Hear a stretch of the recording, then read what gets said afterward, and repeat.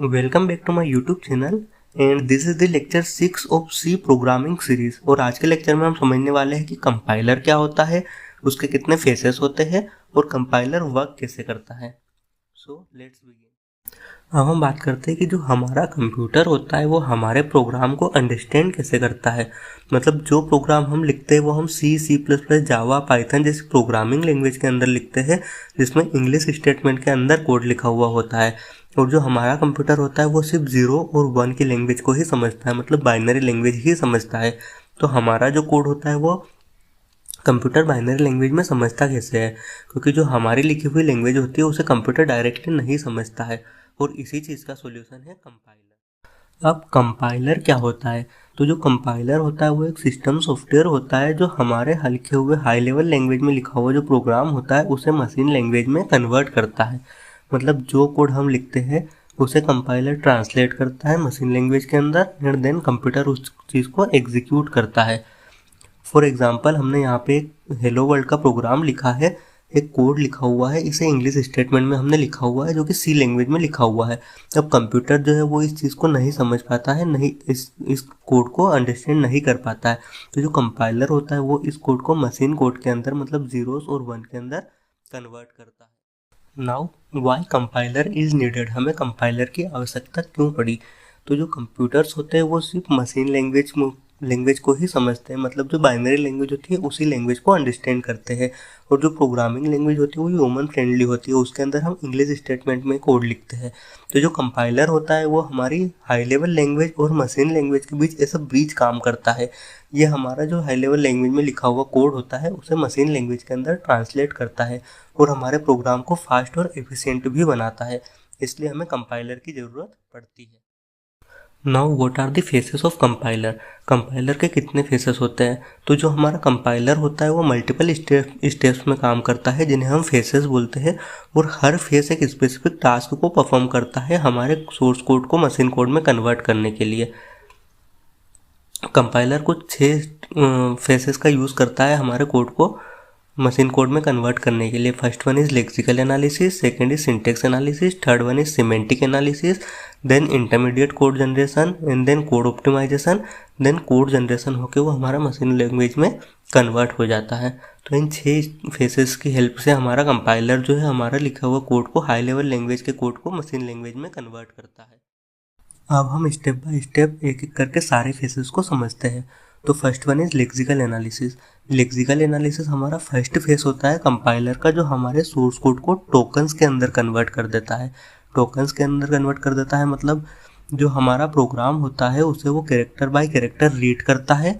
Then हमारे जितने भी स्पेसेस हम प्रोग्राम के अंदर यूज़ करते हैं उन्हें रिमूव करता है, जो कमेंट्स हम प्रोग्राम के अंदर यूज़ करते हैं उन्हें रिमूव करता है और देन टोकन्स को क्रिएट करता है। अब टोकन्स कैसे क्रिएट करता है? तो फॉर एग्जांपल, हमने यहाँ पे एक वेरिएबल डिक्लेयर किया है int a = 10। अब वेरिएबल क्या होता है, उसे कैसे डिक्लेयर करना है, इस चीज़ को अभी आपको समझने की ज़रूरत नहीं है। हम आने वाले लेक्चर्स में इसका कंप्लीट प्रैक्टिकल करके देखने वाले हैं। अभी के लिए आप सिर्फ इतना समझो कि हमने यहाँ पे एक वेरिएबल डिक्लेयर किया है int a = 10, तो उसने हर एक कैरेक्टर का एक अलग टोकन बना दिया है। जैसे इंट डेटा टाइप जो है उसका एक अलग टोकन बना दिया है, जो हमने वेरिएबल डिक्लेयर किया है ए नाम का उसे एक अलग टोकन बना दिया है, जो हमने इक्वल टू ऑपरेटर का यूज़ किया है उसे एक अलग टोकन बना दिया है, और जो वैल्यू हमने हमारे वेरिएबल को डिक्लेयर की है उस वैल्यू को भी उसने एक अलग टोकन बना दिया है।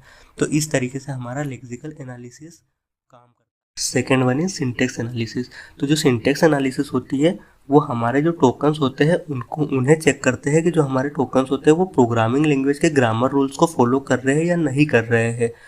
फॉर एग्जांपल, हमारी जो प्रोग्रामिंग लैंग्वेज होती है उसके कुछ रूल्स होते हैं, उसके लिखने का कुछ एक सिंटेक्स होता है, वो चेक करता है कि हमारा जो टोकन्स है वो इन रूल्स को फॉलो कर रहा है या नहीं कर रहा है।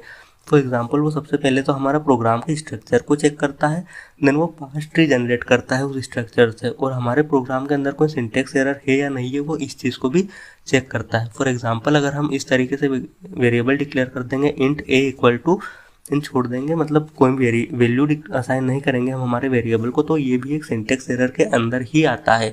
तो इस तरीके से हमारा सिंटेक्स एनालिसिस काम करता है। वो हमारे टोकन्स के अंदर चेक करता है कि वो ग्रामर रूल्स को फॉलो कर रहा है या नहीं कर रहा है।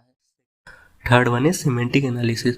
सिमेंटिक एनालिसिस चेक करता है कि हमारा जो प्रोग्राम की जो स्टेटमेंट लिखा हुआ है उसकी मीनिंग सही है या नहीं है। जैसे वो क्या क्या चेक करता है, तो जो हमने वेरिएबल डिक्लेयर किया वो चेक करता है कि हमारा वेरिएबल डिक्लेरेशन सही है या नहीं है। जो वेरिएबल डिक्लेयर करने के रूल्स होते हैं वो उसी रूल्स में डिक्लेयर किया गया है या नहीं किया गया है। डेटा टाइप हमने सही यूज़ किया है या नहीं किया है। फॉर एग्जांपल मान लो हम स्ट्रिंग का यूज़ कर रहे हैं और उसके साथ में हम इंट डेटा टाइप का यूज़ कर देंगे तो ये गलत डेटा टाइप हो जाएगा। तो वो इन चीज़ों को भी चेक करता है और हमारे प्रोग्राम के अंदर लॉजिकल करेक्टनेस है या नहीं है, वो इस चीज़ को भी चेक करता है कि क्या हमारे प्रोग्राम का लॉजिक सही है या नहीं है। तो इस तरीके से सिमेंटिक एनालिसिस काम करता है। Fourth one is intermediate code generation. जो फोर्थ फेस होता है वो होता है इंटरमीडिएट कोड जनरेशन, और ये हमारे जो सोर्स कोड होता है उसको इंटरमीडिएट जनरेट कर देता है। मतलब आधा हमारा जो प्रोग्राम होता है उसे वो जनरेट कर देता है। जो हमारा कोड होता है उसे मशीन इंडिपेंडेंट बना देता है और हमारे कोड की ऑप्टिमाइजेशन ईजी हो जाती है। यहाँ तक जो होता है हमारा जो लिखा हुआ कंप्लीट प्रोग्राम होता है वो बाइनरी लैंग्वेज के अंदर कन्वर्ट हो जाता है, लेकिन अभी इंटरमीडिएट लेवल पे ही रहता है। तो ये होता है हमारा intermediate code generation. Fifth one is code optimization. जो कोड ऑप्टिमाइजेशन होता है वो जो हमने इंटरमीडिएट कोड जनरेट किया था वो उस कोड को और इम्प्रूव करता है, उसे फास्ट बनाता है और भी ज़्यादा एफिशिएंट बनाता है। अब कैसे बनाता है, तो सबसे पहले तो जो हमारा एग्जीक्यूशन टाइम होता है उसे रिड्यूस करता है। जो हमारा अननेसेसरी कोड लिखा हुआ होता है उस चीज़ को भी रिमूव करता है। देन हमारी मेमोरी यूजेज जो है उसको भी थोड़ी रिड्यूस करता है और जो हमारे कोड की स्पीड होती है उसे इम्प्रूव करता है। अब कैसे करता है, तो जो हमारा जब वो इंटरमीडिएट कोड जनरेशन जो होता है उसे ऑप्टिमाइज करता है तो उसके अंदर जितना भी अननेसेसरी कोड हम लिखते हैं वो उस चीज़ को अगर रिमूव कर देता है तो उससे हमारा एग्जीक्यूशन टाइम भी फास्ट होता है, क्योंकि जितना छोटा कोड होगा उतना जल्दी एग्जीक्यूट होगा। उसके मेमोरी यूजेस को भी रिड्यूस करता है, क्योंकि जितना छोटा प्रोग्राम होगा उसको मेमोरी भी उतनी कम लगेगी और उसकी स्पीड भी इम्प्रूव होगी, वो और जल्दी एग्जीक्यूट होगा। तो इस तरीके से हमारा कोड ऑप्टिमाइजेशन काम करता है। हमारा जो कोड होता है उसे ऑप्टिमाइज कर देता है और भी छोटा कर देता है। Last one is code generation. अब ये हमारा जो है लास्ट फेस होता है हमारे कंपाइलर का। जो कोड जनरेशन होता है वो हमारा जो ऑप्टिमाइज्ड कोड होता है, जो इंटरमीडिएट कोड को हमने ऑप्टिमाइज किया था उस कोड को फिर कम्प्लीटली मशीन कोड के अंदर कन्वर्ट कर देता है। जो हमारा कोड होता है उसे कम्प्लीटली मशीन कोड में कन्वर्ट करता है, हमारी एग्जीक्यूटेबल फाइल को जनरेट कर देता है और जो फिर हमारा प्रोग्राम होता है वो रन होने के लिए रेडी होता है। अब हम हमारे प्रोग्राम को यहाँ पे एग्जीक्यूट कर सकते हैं। तो इस तरीके से हमारे टोटल 6 फेसेस काम करते हैं और जो कोड जनरेशन होता है वो लास्ट फेस होता है और ये हमारे जो कोड होता है उसे कम्प्लीटली मशीन कोड के अंदर यहाँ पे जनरेट कर देते हैं। अब कुछ सपोर्टिंग कंपोनेंट्स भी होते हैं जैसे सिंबल टेबल और एरर हैंडलर। तो जो सिंबल टेबल होता है वो हमारे वेरिएबल्स नेम को स्टोर करके रखता है, हमारे डेटा टाइप को स्टोर करके रखता है, हमारा जो स्कोप होता है उसकी इन्फॉर्मेशन को स्टोर करके रखता है। मतलब जो भी हमारे कोड की बेसिक चीज़ें होती है वो सिंबल टेबल के अंदर स्टोर होकर रहती है। देन जो एरर हैंडलर होता है वो हमारी प्रोग्राम के अंदर से एरर्स को फाइंड करता है और एक मीनिंगफुल मैसेज अगर कोई मिलता है उसे तो वो प्रोवाइड करता है। तो ये 2 सपोर्टिंग टूल्स होते हैं, सपोर्टिंग कंपोनेंट्स होते हैं जो भी इन 6 फेसेस के साथ में वर्क करते हैं। Now understand the complete flow of our compiler. जो हमारे कोड का जो कंप्लीट फ्लो था वो ये है कि सबसे पहले हमने सोर्स कोड लिया, देन लेक्सिकल एनालिसिस से हमने उसको टोकन्स के अंदर जनरेट किया, जो हमारा कोड था उसके अलग अलग टोकन्स बनाए। देन सिंटेक्स एनालिसिस में उसने जो हमारा टोकन जनरेट हमने किए हैं उसको चेक किया कि वो ग्रामेटिकल रूल्स को फॉलो कर रहे हैं या नहीं कर रहे हैं, हमारा सिंटेक्स सही है या नहीं है। देन सिमेंटिक एनालिसिस में चेक किया कि हमारे कोड का लॉजिक सही है या नहीं है, हमने जो वेरिएबल डिक्लेयर किए वो सही किए या नहीं किए, जो डेटा टाइप कंपेबिलिटी है वो सही है या नहीं है।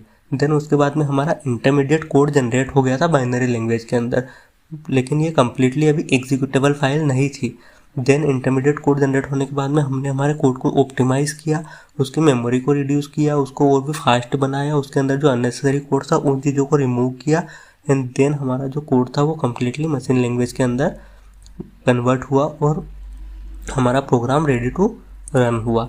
तो इस तरीके से कंप्लीट फ्लो में हमारे कंपाइलर ने वर्क किया, इन 6 फेसेस के अंदर हमारा कंपाइलर। अब की पॉइंट जो हमने इस लेक्चर के अंदर समझे वो ये है कि जो हमारा कंपाइलर होता है वो हमारे हाई लेवल लैंग्वेज को मशीन लैंग्वेज में कन्वर्ट करता है, वो मल्टीपल स्टेप्स के अंदर मल्टीपल फेसेस के अंदर वर्क करता है और जितने भी फेस होते हैं सबका अपना स्पेसिफिक रोल होता है, एक स्पेसिफिक टास्क होता है और जो हमारा कंपाइलर होता है वो हमारे प्रोग्राम को एग्जीक्यूटेबल कोड के अंदर कन्वर्ट करता है। तो ये चीज़ें आज हमने हमारे पूरे लेक्चर के अंदर सीखी है। Now what next. तो आज के लेक्चर में हमने सब देख लिया है कि हमारा कंपाइलर क्या होता है, कंपाइलर कैसे काम करता है और कितने फेसेस में काम करता है।